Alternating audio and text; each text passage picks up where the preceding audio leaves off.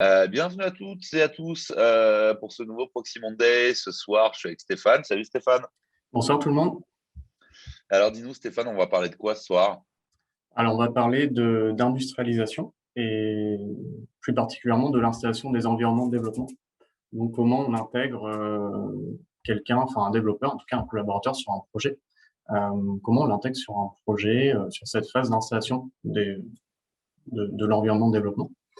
Euh, Cette conférence, elle a lieu parce que j'ai fait un constat au fur et à mesure de mes expériences et des entreprises dans lesquelles je suis passé. On constate encore aujourd'hui qu'il y a des difficultés, des frustrations sur cette étape d'installation du projet. C'est une étape répétitive avec pas mal de frustrations. C'est une étape souvent humaine et donc source d'erreur. Et on se rend compte que peu importe le profil en fait des collaborateurs, on a toujours des couacs en fait sur cette étape. Donc l'idée c'est de proposer une démarche et en fait bah, le résultat d'un constat au fur et à mesure de mes expériences de comment on peut améliorer ça, comment on peut réduire le temps et dans l'optique en fait finalement de se concentrer sur des choses plus importantes parce que installer un environnement local c'est bien, mais le client s'en fiche un peu en fait. Le client veut qu'on travaille sur son projet, ce qui est tout à fait normal.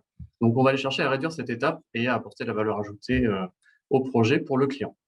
Euh, c'est une conférence qui peut paraître technique. Alors, ça l'est en fait un peu. Mais en fait, il y a deux visions qu'on va essayer d'apporter. C'est déjà la démarche de fond qui peut concerner les DSI, les leads techniques, les gens qui orchestrent un peu les projets en fait et qui ont besoin de trouver des solutions pour ces étapes en fait d'installation qui peut poser des problèmes. Euh, Cette session elle concerne aussi les développeurs bien sûr pour comprendre la nécessité de fiabiliser les environnements de développement. Quel est l'intérêt, qu'est-ce que ça va apporter. Voilà. Donc petite présentation personnelle. Donc moi Stéphane Burezi, donc je suis chef de projet technique chez Proxy Adexocen. Je suis passionné d'industrialisation, d'automatisation, de bonnes pratiques et de partage de connaissances. Ça fait 15 ans maintenant que je travaille dans le développement d'applications, donc applications web sur mesure. Même si je suis typé PHP, on va voir que cette session, en fait, elle n'est pas du tout axée sur un langage. Le but, c'est vraiment d'ouvrir ces pratiques à tous les langages possibles. Au cours de ces 15 ans d'expérience, en fait, j'ai eu différents postes. D'abord développeur, ensuite lead technique, responsable technique, et ensuite chef de projet technique. En fait, au fur et à mesure de mes expériences, j'ai pris du recul sur le développement et ça m'a permis en fait de mettre en place des améliorations sur des étapes comme ça en fait qui, qui, qui n'ont pas de valeur ajoutée et enfin voilà, on peut améliorer ça grandement. Voilà pour l'intro plutôt longue du coup. Euh, donc on va avoir 5 parties. Première partie, on va faire un constat du coup par rapport à mes expériences. Un constat sur l'installation des environnements de développement. En fait, pourquoi on en est arrivé aujourd'hui à Docker en local. C'est pas juste parce que c'est un outil à la mode, enfin, il y a une vraie raison en fait où on utilise ça. Il y a une vraie raison pourquoi on utilise ça aujourd'hui. Ensuite, je vais vous expliquer ma définition d'industrialisation. Comment je définis ce mot-là? C'est un mot qui peut paraître négatif pour certains, mais on va voir que ça a une importance de recentrer la charge et la valeur ajoutée sur d'autres sujets que, que l'installation d'un environnement de développement. Ensuite, on va voir comment industrialiser avec Docker et Git. Après, on va voir comment optimiser cette étape. Et finalement, comment vous pouvez appliquer cette méthode dans vos équipes. Donc un constat à la fois personnel, mais je pense qu'il se retrouve dans beaucoup d'agences. Alors ne vous offensez pas sur les années, j'ai mis des années à titre indicatif. Je sais ce que je vais montrer, ça existe encore aujourd'hui. D'ailleurs, dites-le nous dans le chat si vous avez des pratiques comme ça aujourd'hui. Il y a à peu près 4 schémas, on va voir. N'hésitez pas à partager ce que vous faites aujourd'hui.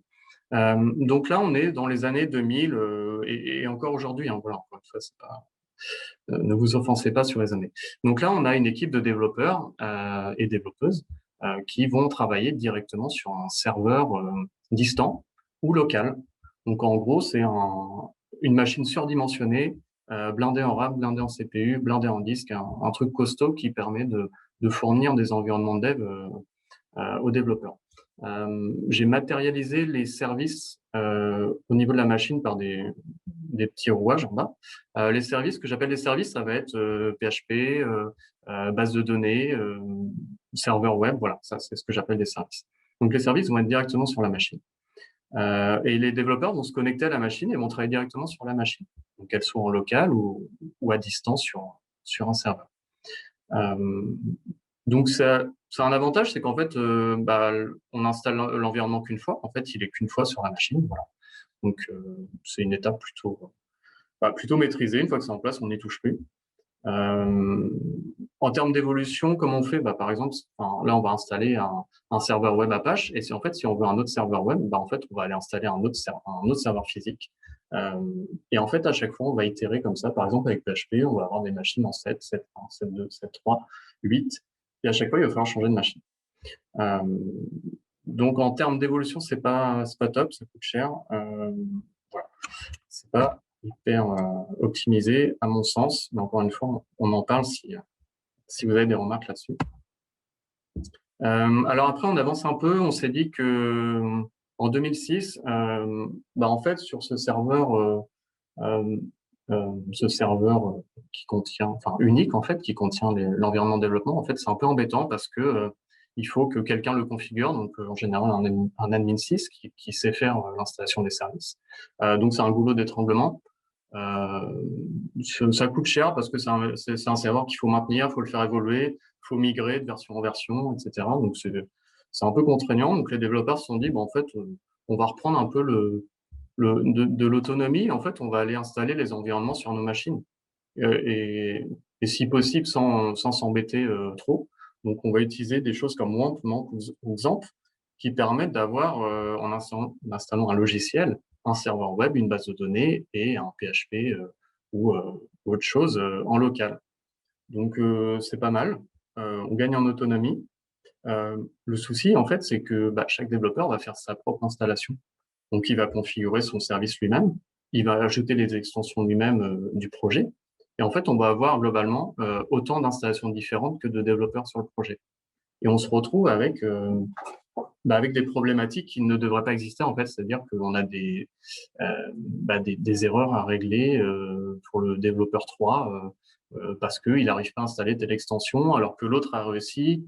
Et enfin bref, du coup, il y a des frustrations qui sont régulières et au final, on n'est même pas sûr que tout le monde a la même version des services sur son poste. Et ça, c'est un gros problème, surtout par rapport à la production. Si à la production, vous avez un service en telle version, le développeur, idéalement, doit avoir la même chose sur son poste. Donc avec ça, on a l'impression qu'on gagne en autonomie, mais en fait, on perd en fiabilité. Donc j'ai mis 2006, mais en fait, ça, c'est des choses qui se font encore aujourd'hui, par souci de facilité pour les développeurs. Ça, c'est la solution de facilité aujourd'hui. Voilà. Hop, OK. Alors, on est passé directement à la fin. Donc comme ça, vous avez un spoiler sur. Hop. Après, on avance, on est sur Vagrant, année 2010. Vagrant, c'est quoi? Justement, ça répond à cette problématique de se dire, sur l'étape d'avant, en fait, le développeur était sur sa machine, sur son OS. Alors, je n'ai pas précisé, mais avant, en fait, les 3 développeurs pouvaient être sur Linux, Mac et Windows, avec du coup des installations complètement différentes entre chaque développeur. Et ça mène à des erreurs en production, où le développeur vous dit, moi, ça marche sur ma machine. Donc, pourquoi tu me dis que ça marche pas en production? Et ça, cette phrase, je pense qu'on l'a tous entendue, et encore aujourd'hui. Et Vagrant est là, en fait, pour se dire, OK, alors on va répliquer la production en local. Donc, on va créer une VM qui est le plus proche possible de la production. On a une VM sur son poste, avec en général du VMware ou du Parallel Desktop, un outil qui peut faire tourner une VM. Cette VM, en fait, elle se matérialise par un fichier de configuration qu'on appelle un Vagrant file, qu'on versionne dans un Git. Donc, en fait, c'est pas mal parce que chaque développeur va pouvoir faire un Git pull, récupérer l'infrastructure, la machine, récupérer sur son poste, lancer la VM en local, puis voilà, c'est parti. On a un super environnement, une super VM en local, et tout le monde a la même, en fait. Donc là, déjà, on est pas mal parce qu'on est sûr que tout le monde a la même VM. C'était une bonne solution. L'inconvénient, c'est que on demande aux développeurs de mettre un peu les mains dans l'administration au système. C'est-à-dire qu'il va falloir un peu configurer les services, lancer une VM. Enfin, c'est beaucoup plus compliqué que les étapes d'avant, en fait, finalement. Donc là, on se rapproche un petit peu de la philosophie DevOps. Le gros souci en fait de Vagrant, c'est que en fait, on monte une VM, un OS, donc c'est très lourd.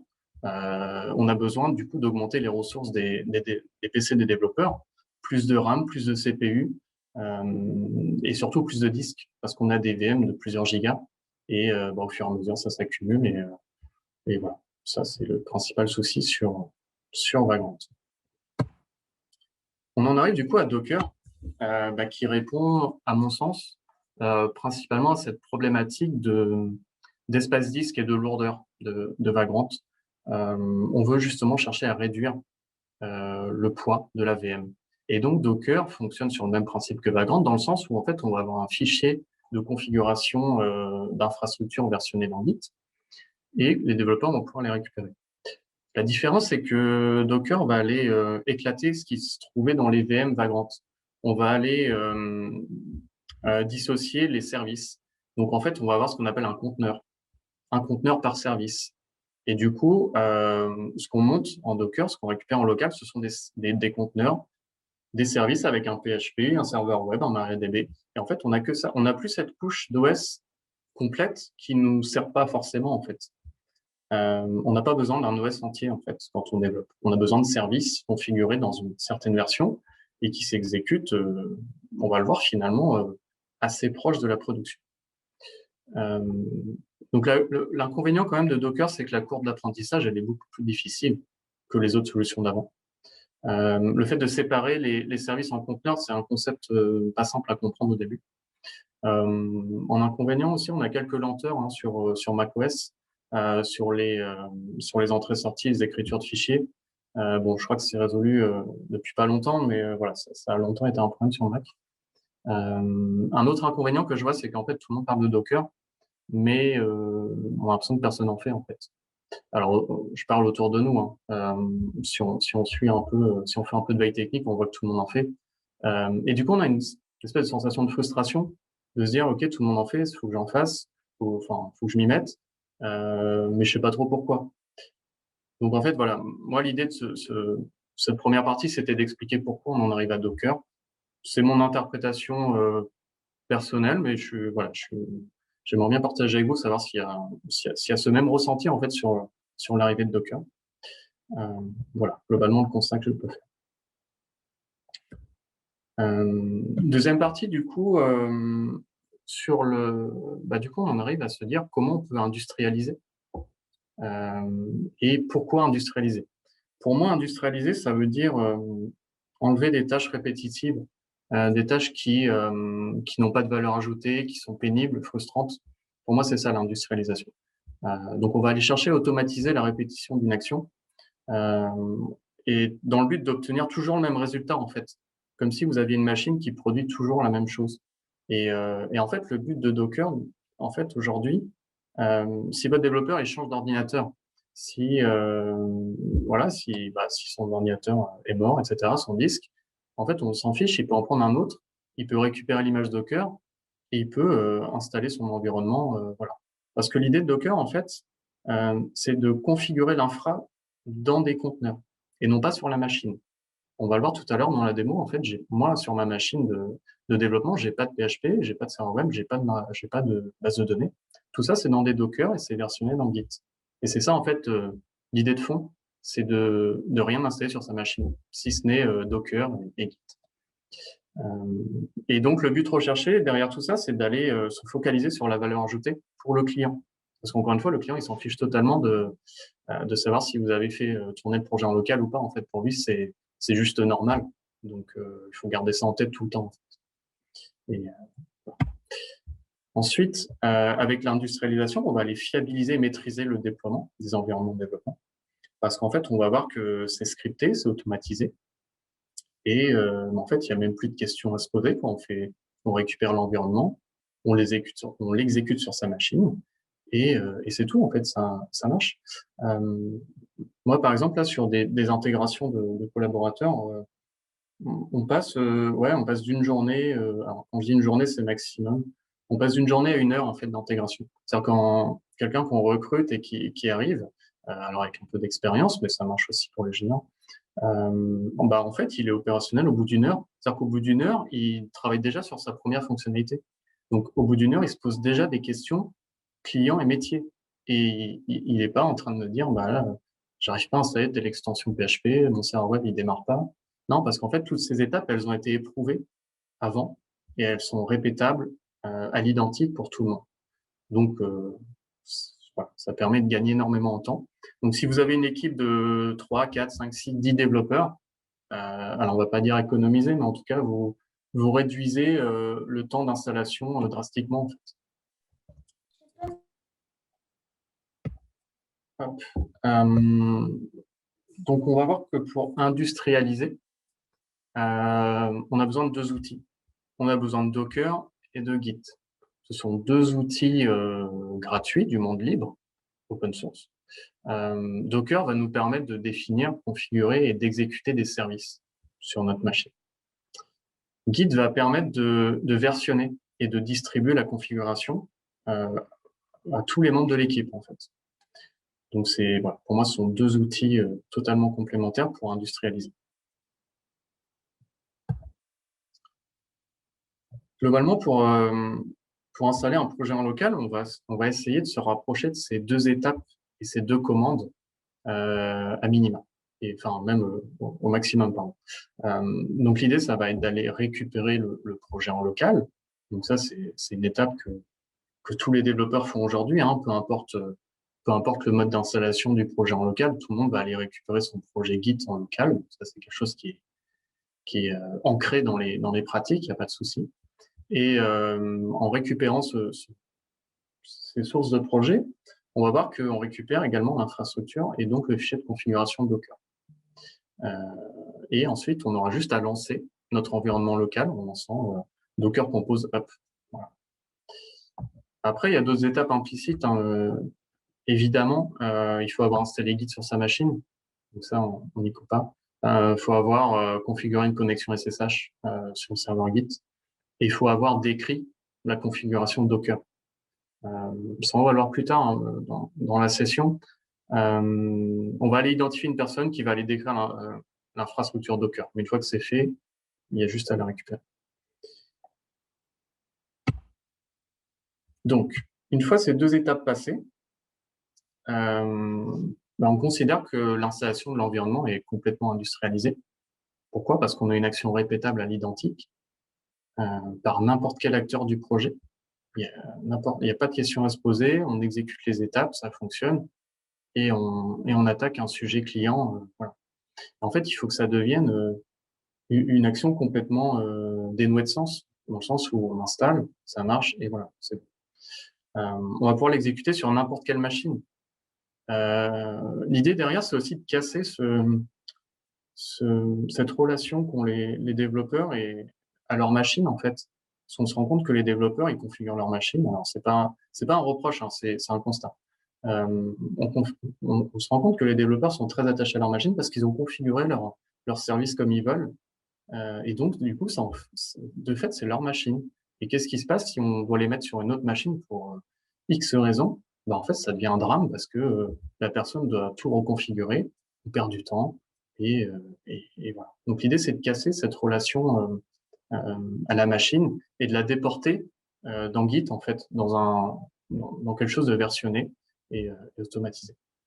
On va aussi aller chercher à enlever toutes les actions et les erreurs humaines, hein, c'est normal. Pour moi, dès qu'il y a une action humaine, il y a forcément une erreur derrière. C'est logique. Donc, on va essayer de réduire le nombre d'étapes au maximum pour ne pas du tout introduire d'erreurs humaines. Voilà. Donc, je crois qu'après, c'est la démo. Voilà. Donc, une démo de comment ça marche en local. Hop. Donc là, normalement, vous devriez voir mon navigateur avec un dépôt Git. Vincent, si tu peux juste me confirmer que c'est bon. pas de retour, donc je pense que Je te confirme, si, c'est Ok, bien ok. ça qu'on voit. Donc là, on est sur une page Git d'un projet. Donc ça, c'est un projet. On a le fichier README, en fait, qui est l'explication, globalement, la procédure et des détails sur le projet. Donc là, je l'ai réduit au minimum, hein, bien sûr. J'ai juste mis les étapes d'installation locale. Donc là, on nous dit de faire un git clone sur le projet. D'accord, très bien. Et après, on lance Docker. Donc là, globalement, avec ces deux étapes, on a déjà une infra en local. Après, il y a des commandes qui peuvent varier selon votre type de projet. Là, encore une fois, on est sur du PHP, mais on peut répliquer ça à du Java ou à d'autres langages. Hein. C'est pas du tout lié à PHP. C'est vraiment l'avantage aussi de Docker, c'est on sort de ces logiciels en fait qui vous proposent un truc embarqué propre à des technos. Là, on peut faire ce qu'on veut. Donc, on aura tout ça pour dire qu'on aura des étapes d'installation de configuration dépendantes de la techno. Donc, du coup, on va exécuter ça. Hop, donc dans un terminal. Donc là, on va récupérer le projet en local. Donc, globalement, tous les fichiers qui sont là.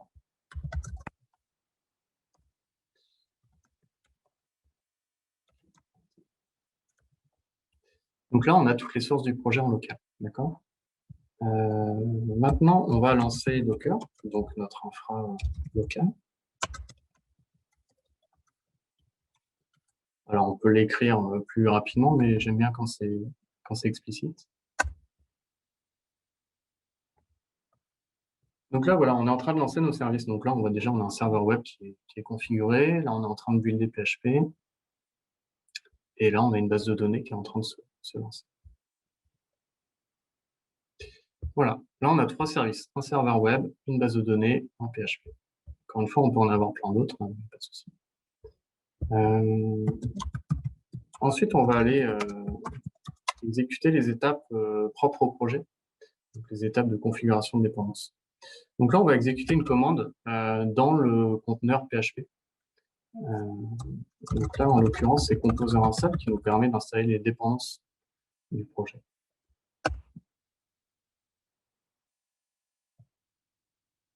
Donc là, on récupère les librairies externes du projet.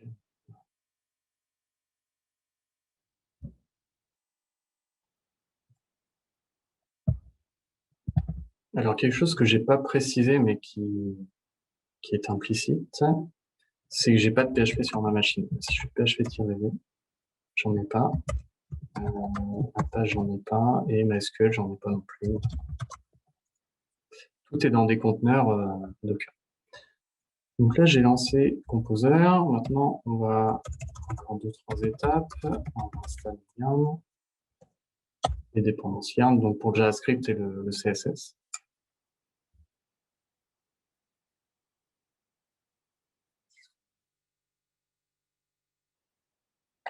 Une petite heure, j'avais jamais pendant mes répétitions.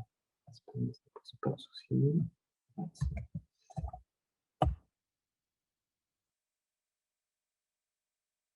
Ok, c'est bon. C'est en train d'installer.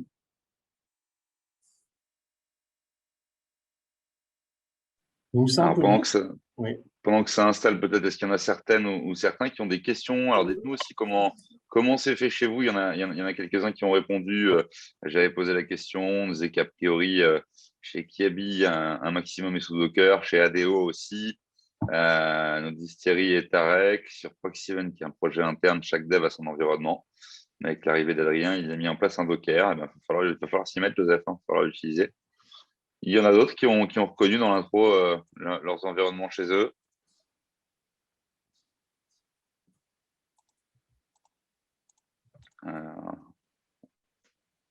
On a Vincent qui nous dit que c'est exactement comme ça au port du Havre, et heureusement. Et bien, écoute, tant mieux. C'est impeccable. Et alors, est-ce que vous-même, vous en avez déjà industrialisé des environnements de dev, ou est-ce que vous êtes finalement plutôt dans le public ce soir des devs qui utilisent ces environnements distribués? Voilà, une longue question. On a Perceval qui nous demande, selon ton retour d'expérience pour une équipe de développeurs modeste, C'est les développeurs qui sont modestes ou c'est l'équipe de 3 à 4 personnes qui n'est pas encore passée à Docker? À combien est-ce que tu estimes le temps d'investissement nécessaire pour arriver à intégrer un nouveau développeur en 1 heure sur un projet? Mais il comprend bien que c'est la finalité, mais comme précisé dans la présentation, il faut prendre en compte le temps d'apprentissage de Docker, la Bien sûr. configuration des images de Docker, la configuration du dépôt, etc. En combien de temps cette équipe de développeurs va pouvoir espérer récupérer le temps investi en gagnant du temps par la suite?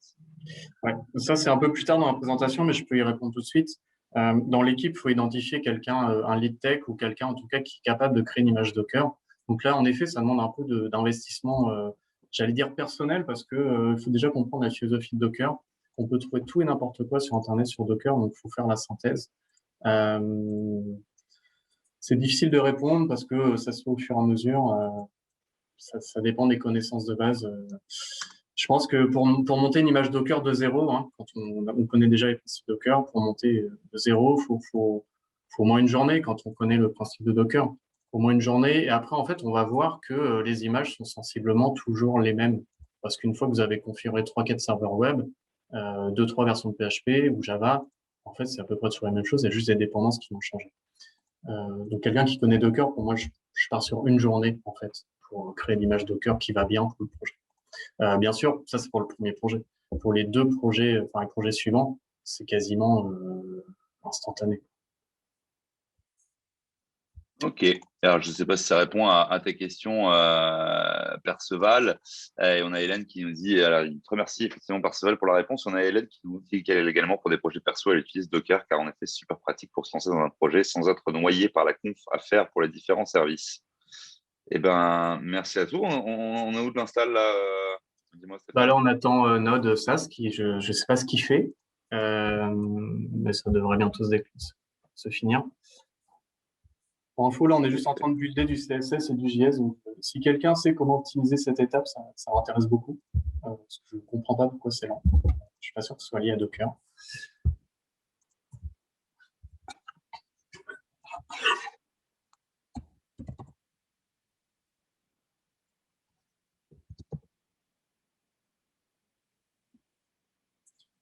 J'ai eu des temps différents pendant mes répètes, ça allait jusqu'à 5 minutes sur cette étape-là. Donc là, on ne va pas être très très loin de la fin.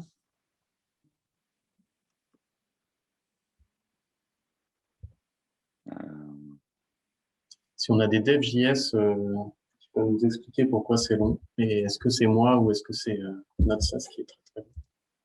C'est qu'on en a des devs JS en plus. On a Julien peut-être qui doit être là, je ne sais pas.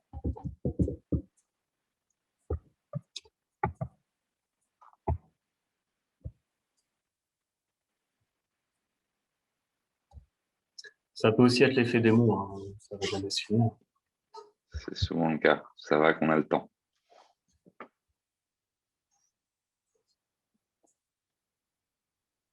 Alors, n'hésitez pas, là, pendant qu'on patiente, tenez, on va faire un petit exercice. Et on est 25 ici. Je suis sûr que sur les 25, il y en a C'est allez, bon, un bon 2 tiers qui n'est pas abonné à notre chaîne YouTube. Je vous remets le lien. N'hésitez pas à aller cliquer pour vous abonner en attendant que ça s'installe. Et ça nous fera vraiment du bien. Merci Code Design, déjà abonné. Tarek qui nous dit qu'il a installé GitLab et des runners avec Docker en local pour le CI. bien. Voilà, là on a fini les étapes. On est bon. Vas-y, je te laisse reprendre. Donc maintenant, on va pouvoir ouvrir le projet en local.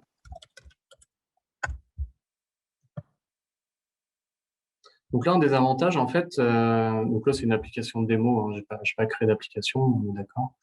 Donc là, on voit que l'application s'exécute sur un serveur web en HTTPS avec une URL personnalisée. Ce qui est déjà un gros plus par rapport aux autres solutions. On a rarement déjà du HTTPS. Ça, c'est un truc que je comprends pas, c'est qu'en prod, on est toujours en HTTPS et en local, on a rarement du HTTPS, ce qui est pas normal pour un projet. Donc là, on voit qu'on a du PHP 7.4, voilà, ça c'est une version définie. On a des extensions activées et on navigue plutôt rapidement sur l'application sans trop de soucis. On a aussi une base de données qui est interrogée, on a des requêtes qui se font.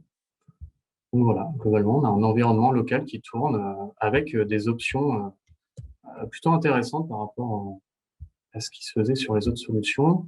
On est en HTTP2 aussi, qui est quelque chose d'intéressant pour répliquer la production. Enfin, voilà. On essaie vraiment d'être très très proche de la production. Voilà pour la démo. Je crois que je vais m'arrêter là. Si juste un dernier truc que j'ai pas fait. En fait, on peut lister les conteneurs qui tournent. Donc là, on a des commandes. On va le voir tout à l'heure aussi, mais on a Docker Desktop qui tourne en local. Donc pour faire fonctionner ça, on installe Docker Desktop en local. Et après, on a accès aux lignes de commande ou via l'interface. C'est au choix. Donc là, on a nos conteneurs qui tournent.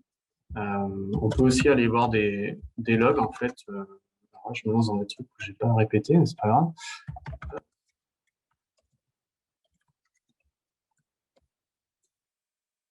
Okay, en effet. Voilà, là, on a des logs Apache qui tournent et on a ça pour chaque service. Voilà pour la démo. Je vais repasser sur les slides. N'hésitez pas s'il y a des questions. Je pense que ça va me relancer.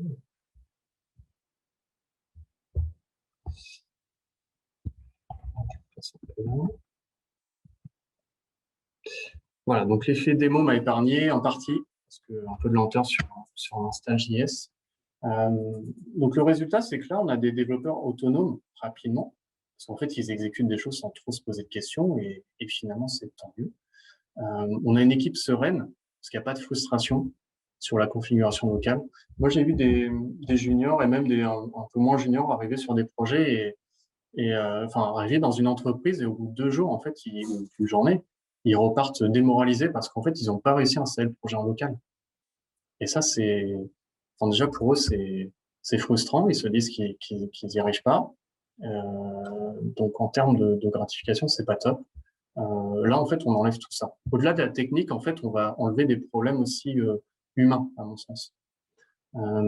Et du coup, on a une équipe concentrée tout de suite sur les problématiques clients, des environnements identiques, modifiables à tout moment. Donc, je ne l'ai pas montré, mais en fait, on peut reprendre la main sur la configuration. Il y a des développeurs qui vont se réapproprier le Docker, qui vont aller modifier des extensions, en rajouter, etc. Donc, ça, c'est vraiment le top, c'est quand les développeurs s'approprient l'outil et font vivre le Docker voilà, sans repasser en fait par une personne qui connaît. L'idée, c'est de partager les connaissances. On a des services configurés comme la production, HTTP2, SSL, vHost, on a les mêmes dépendances. Je ne l'ai pas montré aussi, mais du coup, j'ai des paramètres PHP. Donc, on injecte des bons paramètres PHP ini, c'est-à-dire la memory limit, le time zone, voilà, des configurations. En fait, on se rend compte que en local, le développeur, par exemple, il fait tourner son script PHP, il n'a jamais d'erreur, il n'y a pas de souci. On passe en prod et en fait, on reçoit une erreur mémoire allouée insuffisante. OK. Et en fait, on se rend compte que le développeur en local, il avait un memory limit -1, open bar. Donc forcément, il n'a jamais de souci de mémoire puisqu'on alloue toute la mémoire possible à PHP. Sauf qu'en prod, on est en memory limit 256 ou 128. Et ben forcément, le script, il va casser. On enlève ces problèmes-là en fait parce qu'on a les mêmes confs qu'en prod. Donc l'erreur de mémoire allouée,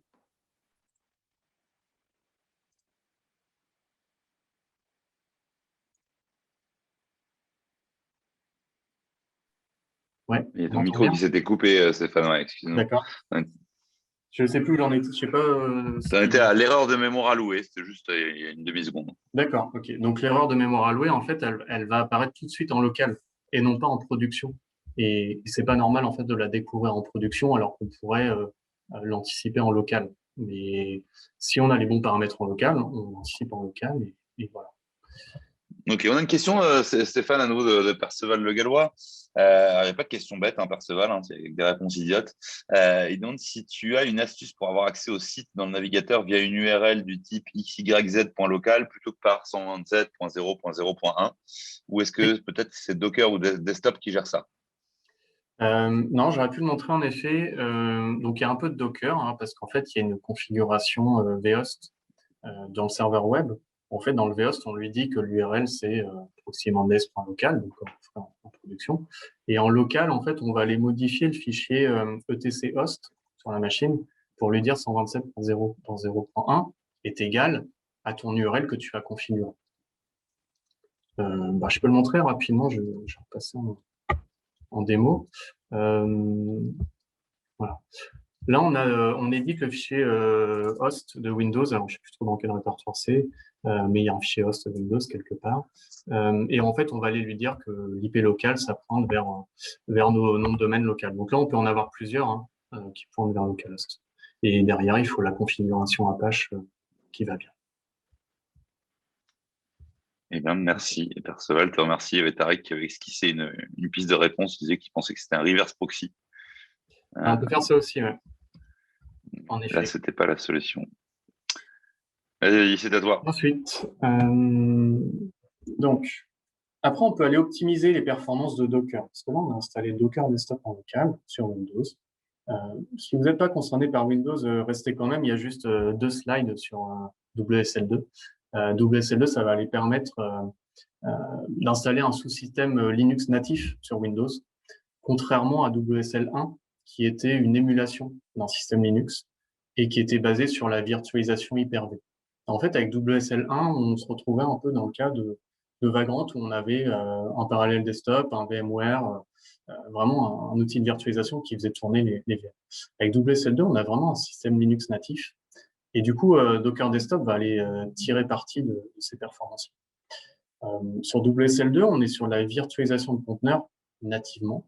Alors, Microsoft nous dit que c'est en partie basé sur Hyper-V. En gros, c'est un Hyper-V allégé. Je ne vais pas rentrer dans le détail, mais ça utilise quand même Hyper-V en dessous, mais de manière allégée. Et le gros avantage de WSL2, c'est qu'on va allouer des ressources dynamiquement. C'est-à-dire que si on n'a pas besoin de lui dire notre VM, elle va faire 2 CPU et 4 Go de RAM. WSL2, il se débrouille tout seul pour allouer ses ressources dynamiquement. Et du coup, on économise vachement en performance. Et c'est beaucoup plus optimisé. Encore une fois, c'est pas une obligation d'utiliser WSL2. Moi, j'ai des développeurs qui sont pas sur WSL et qui pourtant font du Docker. Ça marche très bien, il n'y a pas de souci. WSL2 sur Windows, donc les développeurs et Docker adorent WSL2 pour les raisons. Alors Docker aime beaucoup parce que le démon Docker démarre instantanément sur WSL2.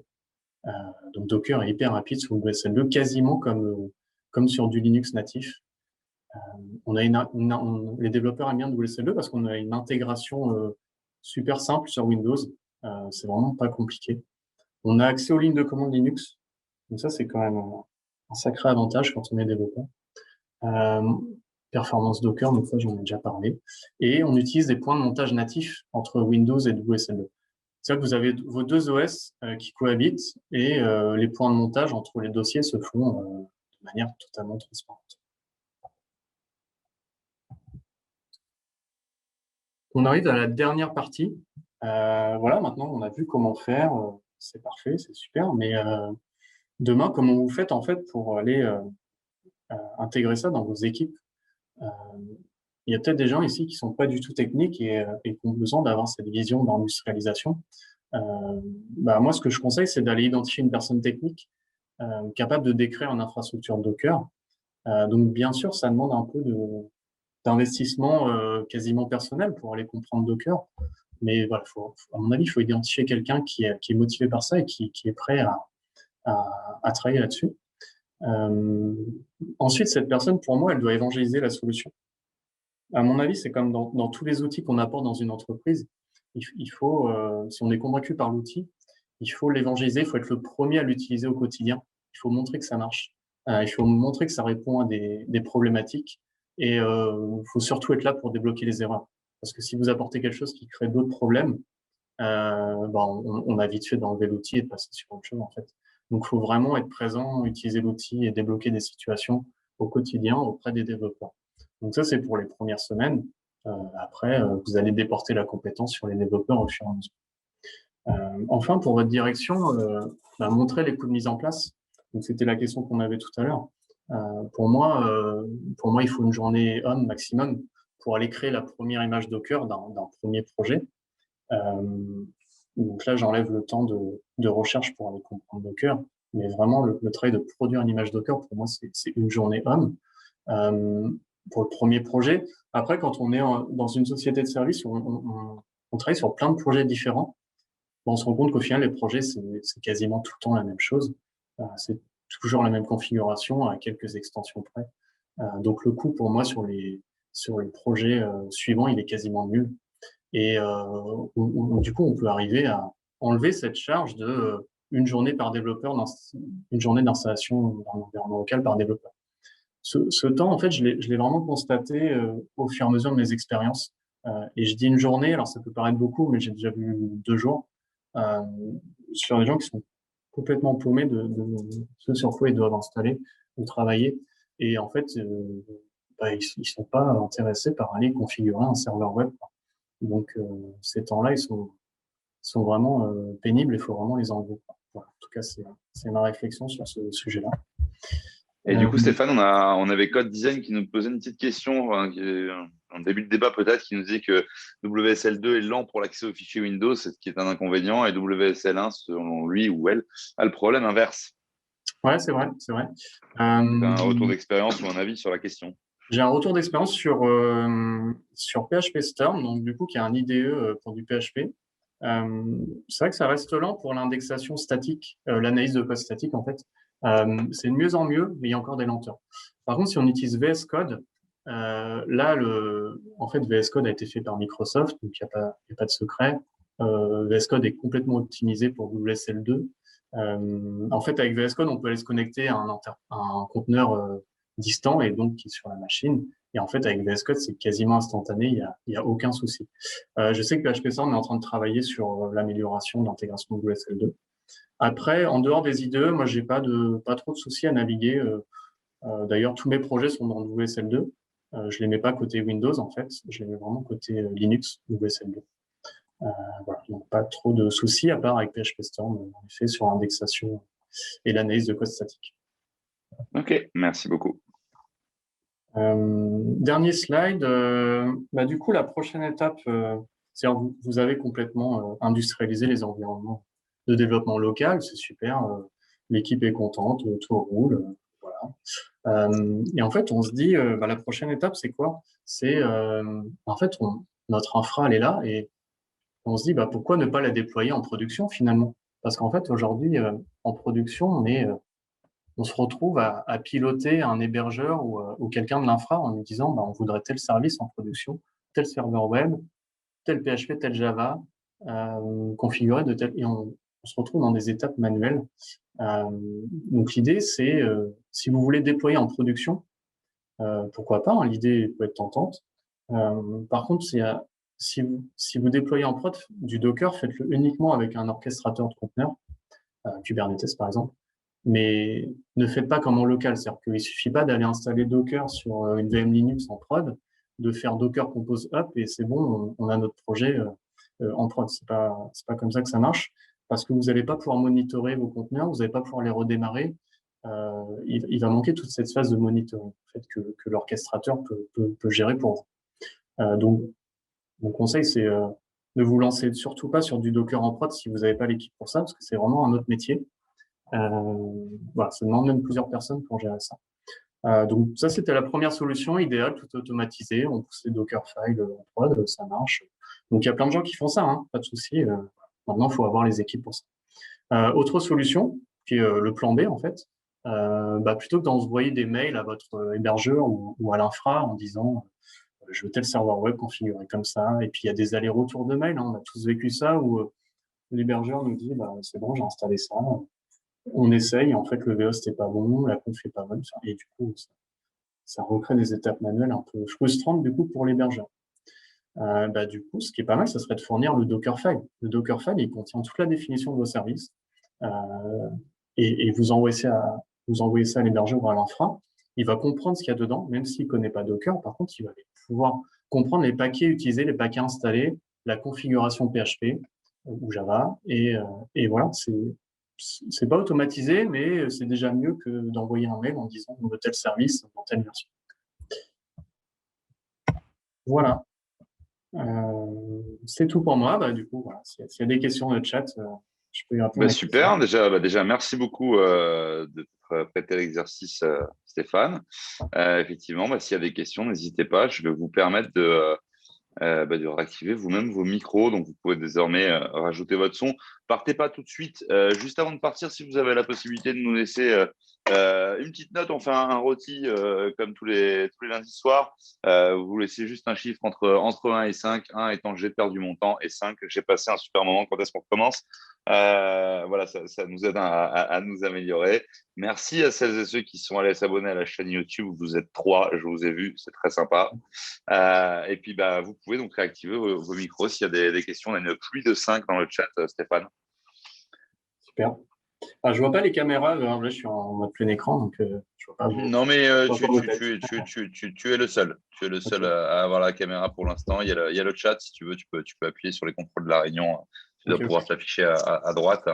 Merci Stéphane pour la presse, nous dit Hélène. C'est un 100% 5 là. On est dans du sans faute. Tout le monde a voté là presque. C'est Merci vraiment beaucoup chouette. pour ce retour. Tarek qui dit un grand merci, top. Jérôme aussi, merci 5, merci beaucoup. Merci d'avoir été là. Exceptionnellement, on ne va pas se retrouver lundi prochain puisque c'est férié. C'est pas que pour tout le monde, mais ça reprendra directement le 12. Vous avez le planning sur LinkedIn, sur tous nos réseaux. Le replay de cette conf-là sera dispo comme d'habitude vendredi matin sur YouTube. N'hésitez pas à y faire un tour et n'hésitez pas si vous avez des questions. 10 de code design, ça va faire monter la moyenne. Merci Code Design, c'est sympa. Merci Thierry également. Et puis voilà, n'hésitez pas. Puis si vous aussi vous avez envie pour ceux qui travaillent chez Proxia, de vous frotter à l'exercice, n'hésitez pas. Ton ressenti à chaud, Stéphane, comment ça s'est passé?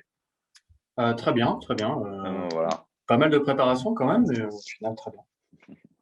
Voilà. Écoutez, j'ai pas de questions. Tout le monde est encore là, mais j'ai pas de questions. N'hésitez pas. Une dernière question, Perceval.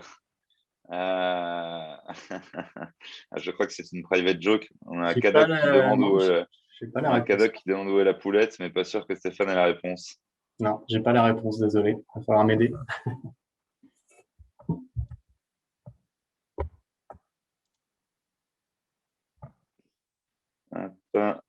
Il dit dommage. Je veux bien la réponse après.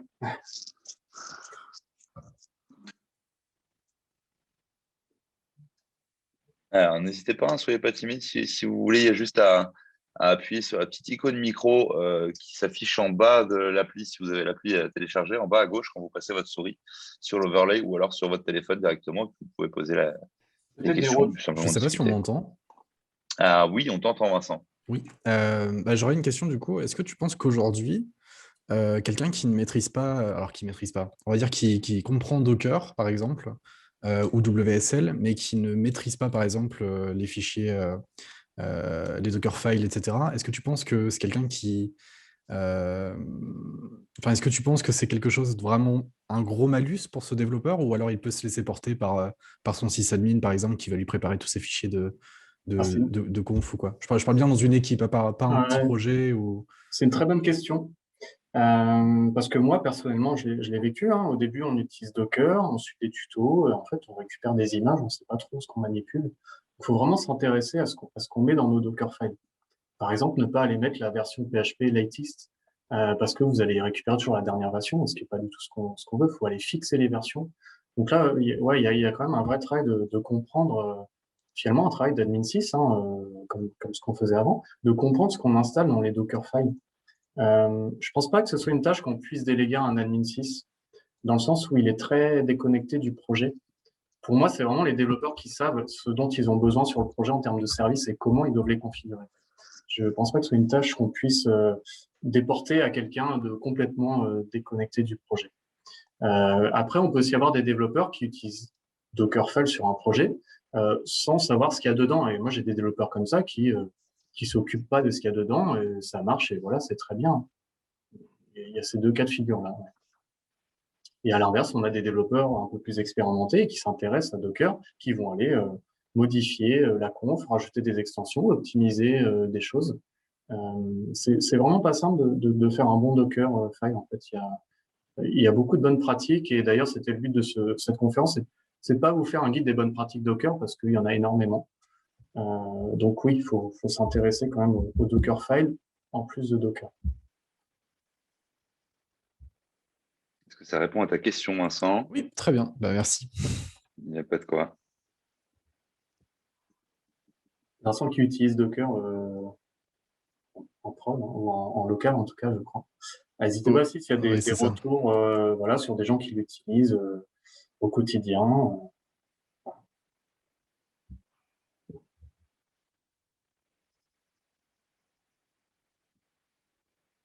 On n'a pas de retour pour l'instant. Peut-être d'autres questions?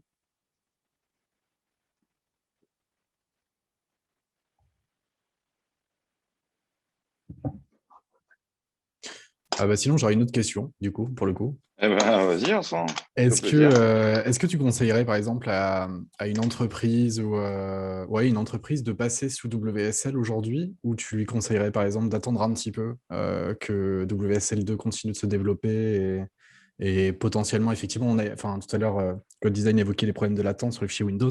C'est des choses qui sont en bonne voie d'amélioration, mais qui peuvent encore poser problème aujourd'hui. Est-ce que toi, tu conseillerais d'attendre un petit peu ou tu dirais non, franchement, maintenant, c'est le bon moment? Moi, c'est ce que j'ai conseillé à Proxial aujourd'hui, hein, c'est de plutôt que d'aller faire des dual boot Linux ou de retomber dans des vieilles configurations. On a un serveur central. Et on a même aussi des développeurs en recrutement qui sont un peu, enfin, qui aiment bien Linux et qui se disent, bah mince, je vais travailler sur Windows. Mais en fait, déjà, rien que WSL2, ça permet déjà de réconcilier un peu tout le monde parce qu'on a accès à du Linux sur du Windows. Donc moi, ouais, je conseille aux entreprises de passer sur WSL2. Le coût, il est nul, quasiment nul. On peut même automatiser les déploiements sur les postes avec une GPO, si je ne me trompe pas dans le terme, d'aller pousser WSL2, d'aller pousser Docker sur chaque poste. Je conseille de le faire en effet pour une entreprise plutôt que de partir sur d'autres solutions plus fastidieuses à maintenir en fait.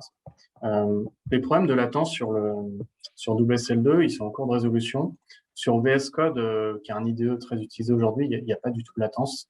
Pour moi, il est vraiment sur JetBrains, sur PHP Storm, sur les versions de Java aussi.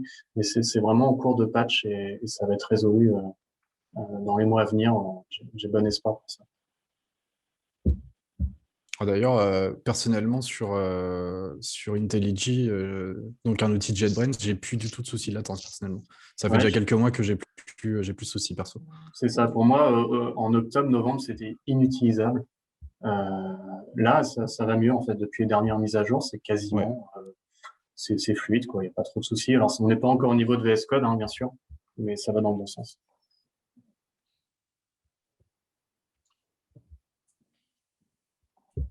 Ok, super.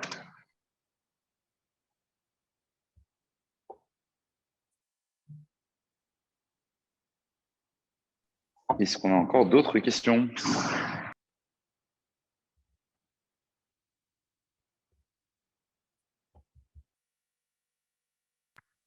J'ai pas l'impression que ça se bouscule au portillon. Eh bien, écoutez, s'il n'y a plus de questions, on y va. On est dans le bon timing.